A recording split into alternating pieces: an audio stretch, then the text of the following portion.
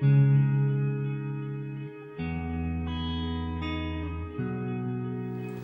tore my ACL in the first game of the season in a match against Birmingham following a collision with an opponent, and there and then I knew how bad it was because the pain was absolutely unbearable.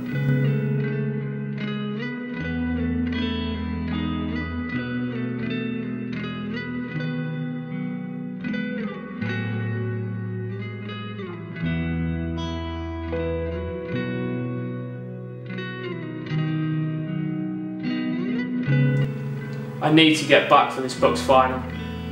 I've worked the past 3 years of my hockey career at Durham so hard. It all comes down to this game, and I can't let my injury get in the way of it. No matter how hard and how much of a long shot the doctors say it is, I know that if I do everything I can in the gym, on the track and on the pitch, that I know that I can be there.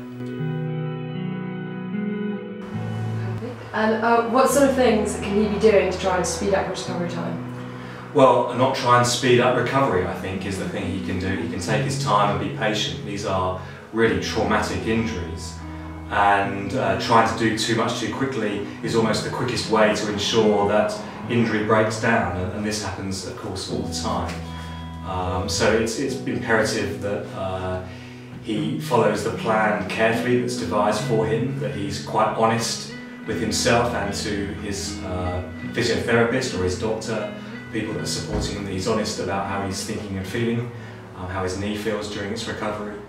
Well, people don't recover in isolation. They can feel isolated because, of course, they're not playing and they're not involved in matches, but the relationship with the physiotherapist is really super key.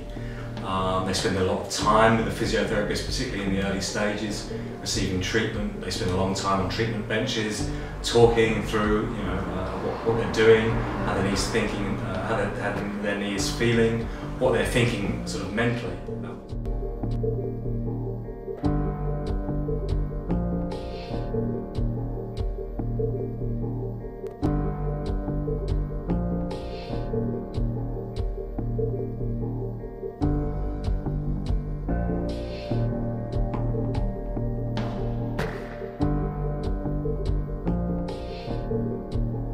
Key to success is how much bulk of muscle you can put on and what weights you should be doing, and that's been probably the hardest part, because anyone can do a leg press, a hamstring curler, leg extension, but there are other things you need to be able to do, like squats, like single leg squats with boxes and like jumping and things like that. So that's the really hard thing about being, when you compare someone who plays professional sport to an amateur sport, is the fact that they have access to S&C coaches, physios 24/7, whereas you might see a physio once or twice a week, and then you've got the gym when you've got to try. It'd been 3 months and the doctor said I still needed to give my leg more time, but that was time I simply didn't have. I knew I needed to get back in the gym and start putting some strength into my leg. And whatever pain came my way, I knew I was just going to have to train through it. Listen to me, pain is temporary. It may last for a minute, or an hour, or a day, or even a year. But eventually, it will subside, and something else will take its place. If I quit, however, it will last forever.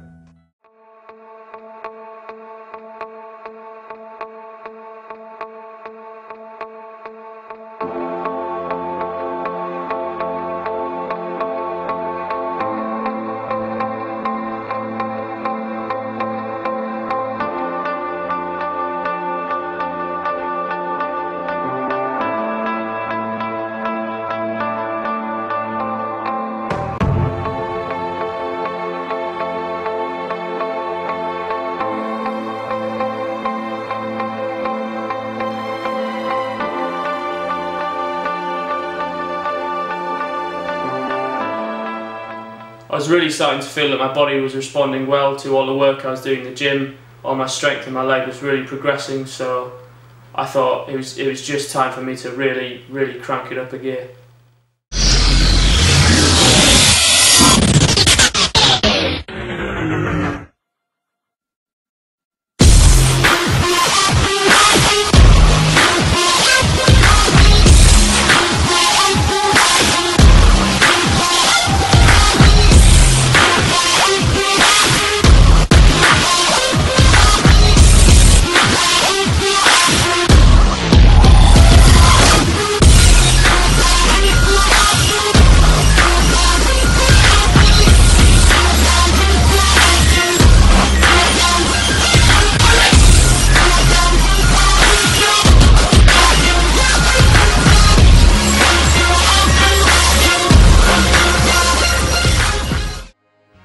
Getting back to training on the pitch was really important to me. I got there, all my skills, my ability nothing's changed. I've not taken a step back in terms of that, and that's given me a huge boost of confidence. And I know if I keep going with my strength and conditioning and with my pitch work, I've absolutely no doubt that I'm going to be there, be ready when that final comes.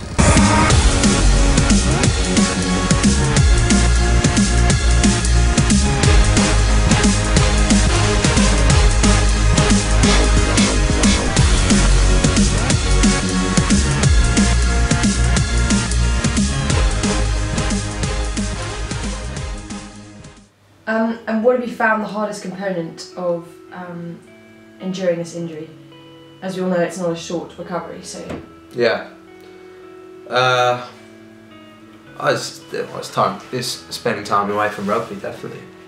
You know, being part of the team is a big thing for me. Like all my friends, my close friends, play in the team, and obviously I'm still involved in stuff, but it's not the same as playing with them every week and then coming off and celebrating together. And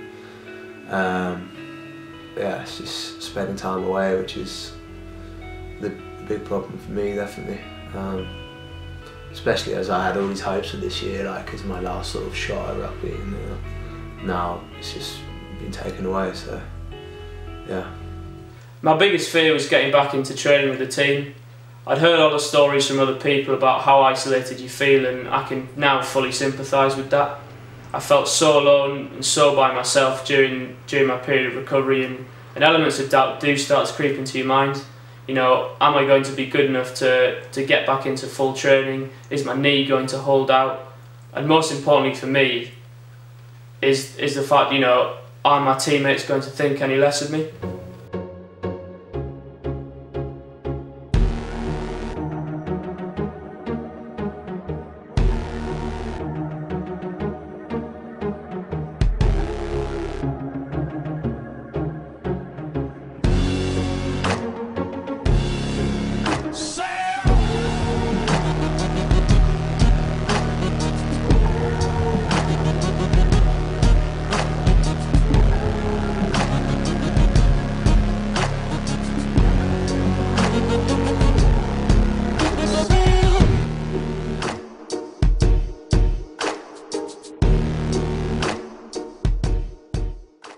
Training had been going really well recently, but in the last training session I felt a twinge in my knee as I stretched for a loose pass, and I knew there and then it wasn't right.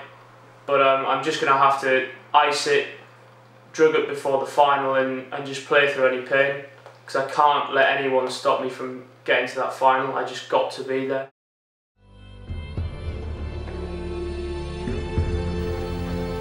This is it. The time for the BUCS Final. I've made it this far, I've done it. I know I'm not fully fit, but nobody else can know that. It's my last chance for sporting success at Durham. I'm not going to give it all away, even if it means that I do greater damage to my body. I've worked 3 years for this, and sometimes in life you get these opportunities that you're not going to get again. So I'm not going to let this one go.